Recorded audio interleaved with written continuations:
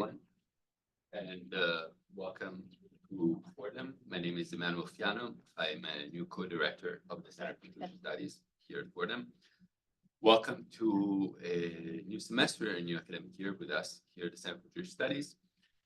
We have an exciting slate of events planned already for the fall, some of which we will talk to you about at the end of the event today for the month of September. But for today, we are very happy to have with us Dr. Rachel Gordan. Dr. Gordan is the Samuel Shorstein Fellow in American Jewish Culture and Society at the University of Florida, where she teaches in the Department of Religion and the Center for Jewish Studies. She grew up in the Boston area and received her PhD from Harvard and her BA from Yale University. She held a postdoctoral fellowship from Fordham Center for Jewish Studies and the New York Public Library in summer 2019. And this is an ongoing fellowship we have with us today, Dr. Anna Sherka, who will be holding the same fellowship and by whom we will hear about her research later in the year. In 2024-2025, Dr. Gordan is a National Endowment for the Humanities Fellow at the Center for Jewish History in New York, where she's working on a biography of novelist Laura Hobson. Tonight, Dr. Gordan will be discussing her book, Postwar Stories, How Books Made Judaism American, which was researched partially also while she was holding her postdoctoral fellowship here at Fordham. And without further ado, Dr. Gordan, thank you very much. Thank you so much to professors. Thank you. Thank you to Professors Magda Teeter and Emmanuel Fiano. I'm delighted to be back here. I felt really lucky to have one of these Fordham New York Public Library fellowships just before the pandemic, and that was a real help in finishing and working on this book. And so it means so much to me to be back here now that the book is finally out. And I remember what a warm and interesting community this was to talk to in the same room when I was doing research back in 2019. I'm so delighted to come back to talk about post-war stories. This book grew out of the dissertation I wrote as a graduate student at Harvard in the Committee on the Study of Religion. That dissertation was called How Judaism Became an American Religion. And if there are any grad students in the room, this was a case of, this is the kind of dissertation turned book where not a single paragraph from that dissertation is still standing in the book. So I'd say this book was inspired by it, but it really evolved.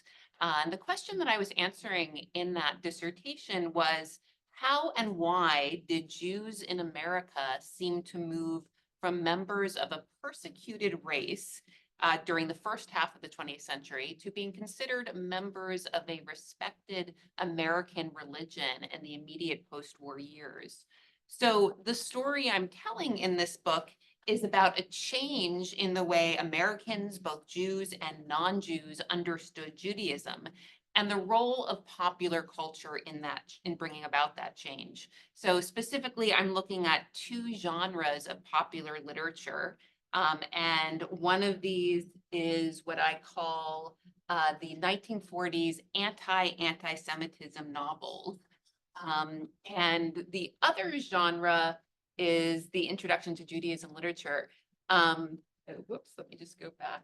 So for the 1940s novels, you can see we've got Arthur Miller's Focus there, and Earth and High Heaven is another one that's not well known today, but this was published in 1944 by a Toronto non-Jewish novelist named Gwethlyn Graham. It was actually the first Canadian novel to be #1 on the bestseller list. And it was going to be made into a film. Actually, Sam Goldwyn bought it, but another one of these novels beat it to becoming a movie, and so that movie never happened. Wasteland is by the Cleveland writer Joe Sinclair, which was a pen name for a Jewish lesbian writer named Ruth Side. And this was also very popular, award-winning in the 40s, known as the first positive or affirming portrayal of a lesbian character in American literature. And then the star of this genre, Gentleman's Agreement by Laura Z. Hobson. And here we've got Saul Bellows, the victim. So these are some of the examples of this genre. And then for the Introduction to Judaism literature, these were books that often had titles that suggested that it was perfectly acceptable and maybe even completely American to know next to nothing about Judaism and to need a book with a title like What is a Jew or Basic Judaism. Basic Judaism was written by the Park Avenue Synagogue Rabbi Milton Steinberg, and actually his cousin, Philip Bernstein, who was a rabbi at a Reform synagogue in Rochester, wrote What the Jews Believe, which was first a Life magazine article in 1950, and then the next year in 1951 was published as a book.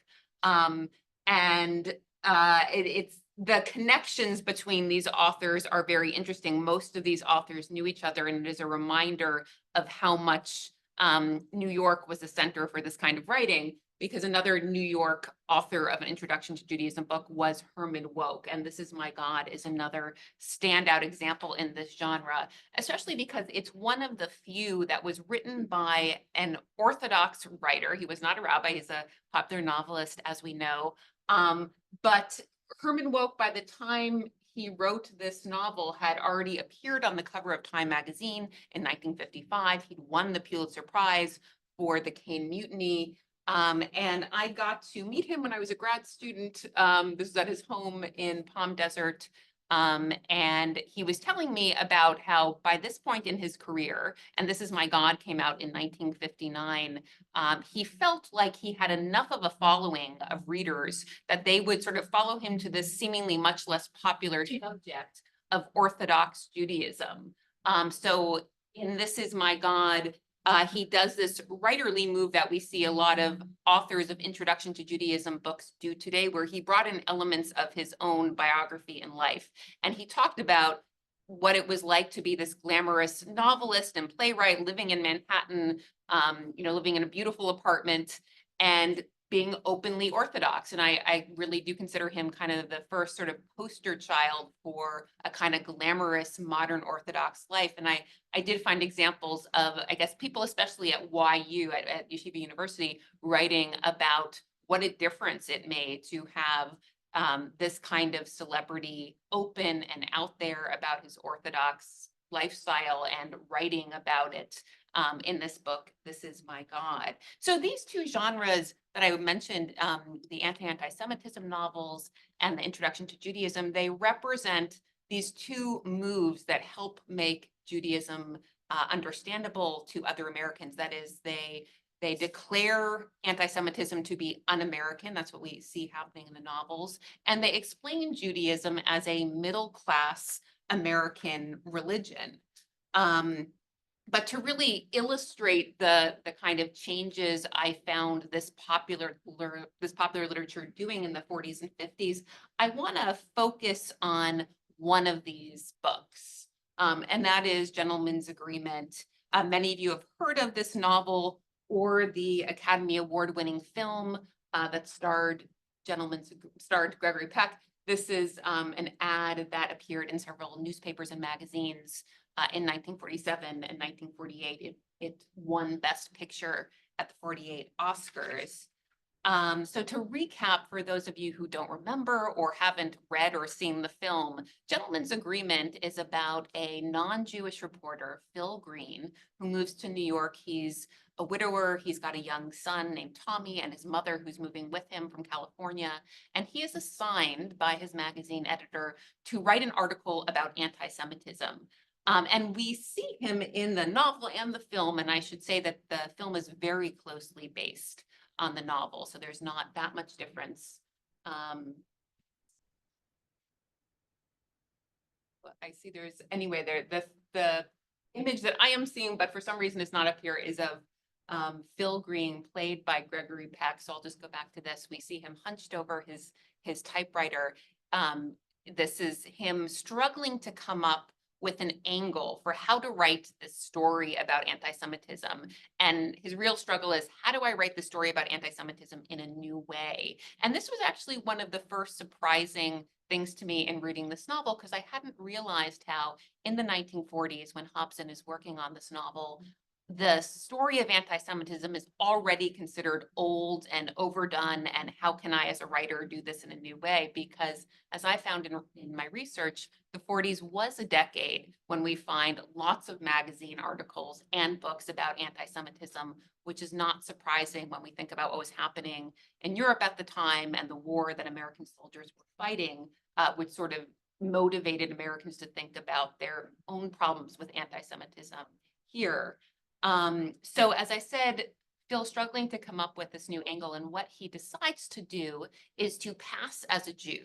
He's going to sort of go undercover, pretend he's Jewish, and basically what he does is something that no actual Jew would have done in the 1940s, which is sort of to go about his life and then announce almost as a non sequitur, and by the way, I happen to be Jewish, to see what kind of anti-Semitism comes his way. And so that is how he comes to understand anti-Semitism, and that becomes the basis for the magazine article he writes. So Gentleman's Agreement is actually just one part of post-war stories, but I wanted to focus on it today because, having started the research on Hobson, the writer, and Gentleman's Agreement for post-war stories, I realized what an exciting life this writer had.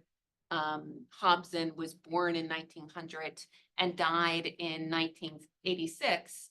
And I sort of realized how over the decades and as she aged, she managed to stay relevant even in her 60s, 70s, and 80s through the books and articles she was writing. And so that's why I'm working on this biography of her this year during my fellowship. Just to give you one example of one of these other novels she wrote later in life that was culturally relevant. In 1964, she published her novel Consenting Adult, which was based on having a gay son. Many of her novels were semi-autobiographical. About 2 decades later, it became a TV movie starring Marlo Thomas and Martin Sheen. And she actually does something similar with homophobia that she had done with anti-Semitism, whereby she does not have the main character be the actual gay person, just as she does not have the main character in Gentleman's Agreement be a Jew. She instead tells the story from the perspective of the straight mother who is struggling to come to terms with having a gay child. And remember, this is written in the early 1960s. As it turned out, this was a novel that gay children actually gave to their parents and considered it sort of a tool at the time. Here is an example, a story of these liberal Manhattan parents in the novel coming to accept this and their struggle, similar to how in Gentleman's Agreement we see a non-Jew, Phil Green, sort of becoming anti-Semitic. Learning about anti-Semitism and becoming sort of an ally to Jews. So what I'm about to tell you about Laura Z. Hobson was not known by many people at the time that Gentleman's Agreement was published in 1947. Americans who read the novel or watched the film, which also came out in the fall of 1947, mostly did not realize that Laura Z. Hobson was a Jewish writer. They assumed from her last name that she was not Jewish. She was born Laura Zemetkin, but in marrying the publisher Thayer Hobson in 1930, she took her husband's name and kept it even after their 1935 divorce. So it was a brief marriage, but it gave Hobson something very useful for her career, and that was coverage of her Jewish identity. And my students and I often discuss how this is something that many people still do today. She never denied that she was Jewish when asked, but she didn't volunteer it. My students, we often talk about how there might be things about our identity, our orientation that we don't necessarily bring up unless we've figured out this is a safe space for sharing that. So I find it sort of understandable behavior, but I do describe this as kind of passive passing as opposed to maybe active passing. But there still is some irony to the fact that this woman who wrote what I think is the most important and popular, although not necessarily literarily great, anti-Semitism novel, likely benefited from the fact that most readers assumed she was not Jewish. In other words, part of the reason the novel was so successful was that it was not dismissed as a Jewish novel. It seemed like an American novel, and that was really what Hobson wanted. And on the other hand, those who did know Hobson was Jewish, because she had a lot of friends in literary circles and publishing, and her parents were well known to many New Yorkers, these Jews were often proud to claim her as Jewish. And we see this, I think, in this comic strip that was syndicated in Jewish newspapers all over the country. The comic was called Lives of Our Time, and it featured sort of heroes among Jews, people like Albert Einstein and Louis Brandeis. And Hobson probably would never have described herself as this way, a hero to Jews. And I know the writing is too small for you to see from there, but in the last panel, and maybe I should just say before, it's describing her life, how she worked at Time magazine. She actually became very friendly with publisher Henry Luce and his wife, Claire Booth Luce. She was quite close to them. And what else does it describe? It describes her first novel, The Trespassers, which came out in 1943, which was a novel about refugees from Europe. And in typical Hobson fashion, she does not focus on Jewish refugees. She was again making that point that this is not just a Jewish problem. And then the last panel kind of announces here, fighting for the admission of refugee Jews to all democratic countries, she has declared her pride in being Jewish and has dedicated herself to the task of battling anti-Semitism until it fades out of existence entirely. At this point in her life, when Gentleman's Agreement was published, Hobson would not have described herself as a proud Jew. She had grown up in a secular socialist home. Her father, Michael Zemetkin, had helped to found the Jewish Daily Forward, the most famous Yiddish paper in America. And her mother, Adela Keen Zemetkin, wrote a women's column for another Yiddish paper, Der Tog. But the message at the heart of Gentleman's Agreement, that it shouldn't matter whether someone is Jewish or not Jewish, and that was sort of the point of having this non-Jew at the center, was really one she had grown up with in this socialist household, that religion doesn't really matter. So we can see Jews here giving their own narrative to Hobson's life.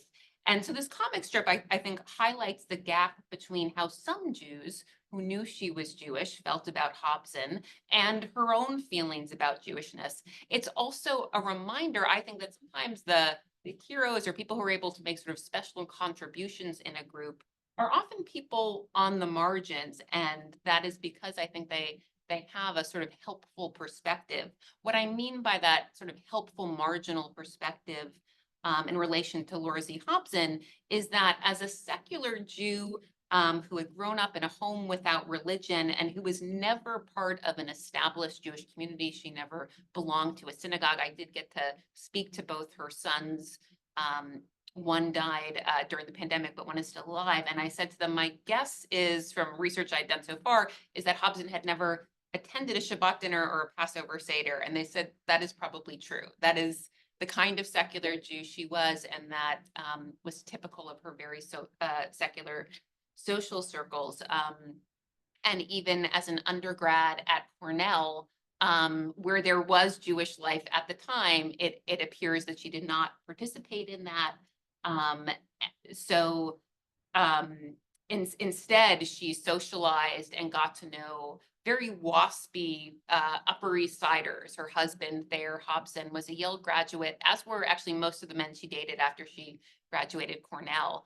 And she has written about how they hosted a dinner party, and one time she and her husband in their Manhattan apartment, and one of the dinner guests made some anti-Semitic comment, and Hobson said, you know, some of my best friends happen to be Jewish, including my mother and father. So this is an example of the way she did not deny it when it got to that point. But she then had this sort of insider perspective on what these supposedly liberal, well-behaved Manhattanites actually were saying about Jews behind closed doors. And she was not, on the other hand, sort of clued into how Jewish communities and rabbis and synagogues were talking about anti-Semitism. That was not what was in her head. And I do think that is part of the reason she was able to write this novel that really spoke to such a wide audience. But most writers, in fact, did not know anything about her background and the fact that she was Jewish. And that was very clear in reading the fan letters in her archive, which are here in Manhattan at Columbia. In fact, in writing to Hobson after reading the novel or watching the film, many fans wrote with a message along the lines of, how wonderful a country is this, that even a non-Jew like you is so morally outraged by anti-Semitism that you would write this kind of a novel. And I think that is the kind of country she wanted to live in, where even a non-Jew would write this kind of novel. So in a way, she sort of created the reality she wanted through this fiction, and through this kind of passive passing. In fact, you know, Hobson would often argue when people tried to tell her what an important Jewish novel this was, that it was not a Jewish novel. And so doctrinaire was she on this point that when the Jewish Book Council tried to award her the National Jewish Book Award, she declined, at saying that I am not a, quote, Jewish writer, and this is not a, quote, Jewish novel. Towards the end of her life, she regretted that decision. This is an article from the Jewish Advocate in 1983. Gentleman's Agreement author regrets book award snub. And she did make this point in speaking to a reporter that, you know, she thought she'd been a little too dogmatic about her book not being slotted into that Jewish book category. But this turnaround in view that we see in Hobson is a sign of how much Jewish and minority identity would change by the 80s. And a lot of that change, of course, is due to cultural movements in the 60s, Black Pride, other ethnic pride movements that sort of show Jews how one could be sort of living out loud and proud in an identity that had been persecuted, and even considered sort of subhuman at the time of Hobson's childhood and growing up years. So part of what I wanted to tell you about today was the cultural work that Gentleman's Agreement and some of these other books that I talked about in Postwar Stories, the cultural work that they did to help transform Americans' understandings and thoughts and feelings about Jews and Judaism. And there were three big ideas or shifts in thinking that Agreement was teaching, I think, and they're interrelated. So I just want to bring them up. One is that Judaism is a religion and not a race. So this is a sort of change in how Americans categorize Jews. The other is that good liberals in America are now supposed to be anti-Semitic. It had been perfectly acceptable, as we know, in the first half of the 20th century to generally kind of think that a good American is a white Christian. And in the post-war years, we see that idea opening up. And, you know, Jews were likely one of the first groups that liberals started to integrate more into the mainstream. And then finally, that anti-Semitism is not just a Jewish problem for Jewish defense organizations and rabbis to worry over, but really an American problem. So how did Gentleman's Agreement actually communicate this message? I think one of the ways we see this is through this, probably one of the most popular scenes in the both book and film. And I know many of my colleagues in American studies and religion and history use this scene to talk about post-war shifts in thinking about both Jews and anti-Semitism. This is when Phil is talking to his son and his mother, and he's just gotten his assignment to write about anti-Semitism, and his son ends up asking him, what is a Jew? What's a Jew anyway? And Phil's answer is really striking because in explaining what a Jew is, he does not talk about belief or ritual. What he's really talking about is identity and how we belong in American society, when he answers his son by saying, you can be an American and a Catholic, or an American and a Protestant, or an American and a Jew. And those of us who are taking American religion or American history classes from this period know this era as the Protestant Catholic Jew or tri-faith America era, where some of us are probably familiar with the 1955 book by Will Herberg, Protestant Catholic Jew, where he really has the same thesis coming years after Gentleman's Agreement, that during Cold War America, these are the three acceptable ways of being an American. And Phil further explains to his son in this conversation that there's a American identity or a national identity, such as being French or Russian or American, and then there's also your religion. And he makes a big point of saying these are two separate things. And as he also tells Tommy, there is no such thing as a Jewish race. So this is a line, this no such thing as Jewish race, that is repeated throughout the novel. And it represents a move that we find in several of these 1940s anti-Semitism novels, where they are teaching Americans that to talk about Jews in a racial way is really Nazi talk, and Hitler has delegitimized this. And in the novel, we don't see this in the film, but Hobson includes a scene of her characters learning from this pamphlet by two anthropologists. And this pamphlet is in Hobson's archive, Ruth Benedict and Jean Welch. Sorry? We had it at Fordham. And you have it at Fordham, great. This is also too small for you to read, but it says here beneath the picture, there is no Jewish race. So although Americans had been accustomed to thinking or talking about Jews as members of the Jewish or Hebrew or Semitic race, and of course their idea of race was very different from ours, thanks to the work of anthropologists especially in the 30s, but before that even and after, several of these novelists start to disseminate this idea in their popular novels in a way that it's hard for the film to do, because it's a little too heavy-handed to have the characters kind of repeat this message. But in the novel, we see Phil teaching this idea to his girlfriend, and Phil is talking to a Jewish scientist who's modeled on Albert Einstein, who also teaches this to him. And just to note, we probably would not agree with much of what is written in this pamphlet today. For instance, it says beneath here that, quote, Jews are people who acknowledge the Jewish religion. And it explains that, quote, wherever Jews are persecuted or discriminated against, they cling to their old ways and keep apart from the rest of the population and develop so-called Jewish traits, which might have been aimed at both Jews to say, this is the behavior that everyone else doesn't like that you do when you become all clannish, and to remind non-Jews, don't persecute, because then you're just going to perpetuate this clannish behavior that we don't like Jews to do. This lesson is one that we see in all sorts of anti-Semitic popular culture in the 40s. You might be familiar with a 1945 short film by Frank Sinatra called The House I Live In. You can Google it later. It's a very short film that's online. And Frank Sinatra in it is teaching a group of school children that he encounters, and they are bullying a Jewish child.